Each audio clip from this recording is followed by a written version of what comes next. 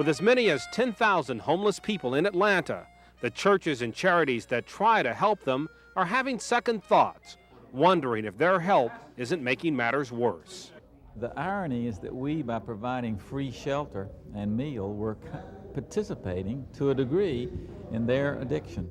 I can spend all my money. I can get drunk tonight. I can get high tonight. No problem, because I know in the morning I'm going to have a meal. 5 more. Let's go. 1. It's like a treadmill. Troubled faces and long lines wait for food and space in the crowded shelters. Those who stop to work chant sleeping outside.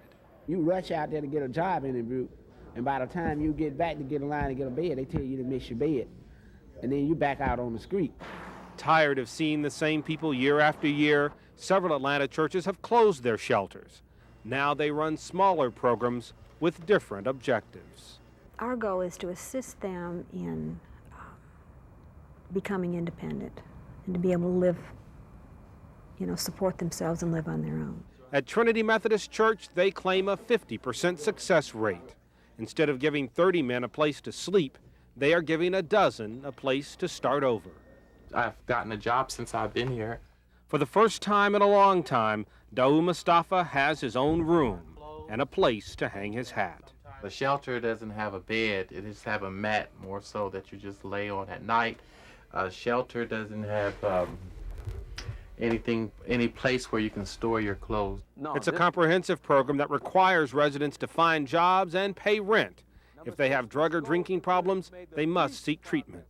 It's one of the first opportunities that I feel like I got in the last 3 or 4 years. I feel like there's hope, which I didn't have before. Nearby, All Saints Episcopal has closed its shelter and opened a more intensive program too. It also opens its doors to other homeless so they can clean up and have a better chance to find a decent job. Hopefully what we'll be able to do is reduce the demand for bed space. So you're going to hurt a little bit up front, but there's probably going to be much better gain on the long run. But when the weather turns cold, it hurts some homeless a lot.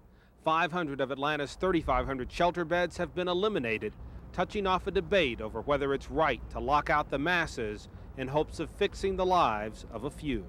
In many cases, single people particularly will not find a shelter bed in Atlanta. Church leaders say it's unfair to blame them for not saving everybody. What's needed, they say, is to reform the system and give the homeless a chance to save themselves.